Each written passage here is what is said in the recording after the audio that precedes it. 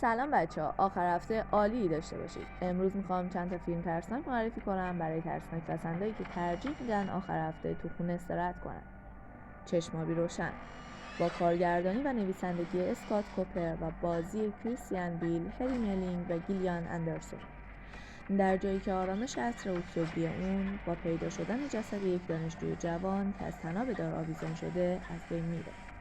اما صبح روز بعد وحشت بزرگتری آشکار میشه. شخصی مخفیانه وارد اتاقی میشه که جسد در اون قرار داره و قلب اون رو میدزده. این فیلم بر اساس رمانی با همین نام ساخته شده. مگان با کارگردانی جرارد جانستون و بازی آلیسون ویلیامز، جنا دیویس و ویولت مکگرا. بیشتر از یک اسباب بازیه. اون عضوی از خانواده محسوب میشه. جما به صورت ناگهانی متوجه میشه که باید از خواهرزاده 8 ساله یتیم خودش یعنی پیدی مراقبت کنه، در صورتی که اصلاً از این بابت اطمینان نداره که برای مادر شدن آماده باشه. فیلم جزیره سنگی با کارگردانی و نویسندگی مارک جنکین و بازی مری وودواین، ادوارد وو و فلو کرو ساخته شده. داستان این فیلم ترسناک در سال 1973 و در جزیره خالی از سکنه اتفاق میفته.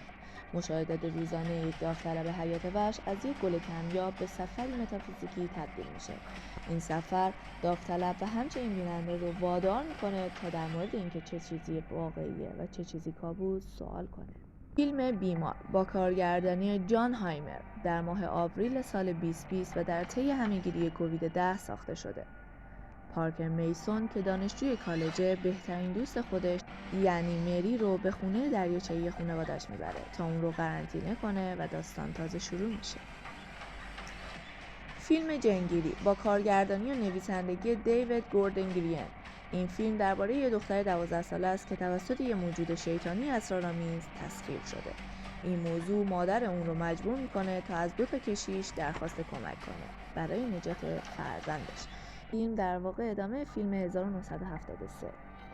امارت متروکه با کارگردانی جاستین سیمی. اون یک مادر مجرده به نام گجا که پسری 9 ساله داره. تصمیم گرفته که برای شروع یه زندگی جدید تلاش کنه. اون امارتی رو میخره که به طرز عجیبی قیمت کمی داره. امارتی که خیلی زود میفهمه بیشتر از چیزی که براش وارد معامله شده بود. اون به اون متوجه میشه که روح‌هایی در این امارت زندگی میکنن. و ترسناکترین فیلمی که از نظر خودم میتونم بهتون معرفی کنم تسخیر مایکل.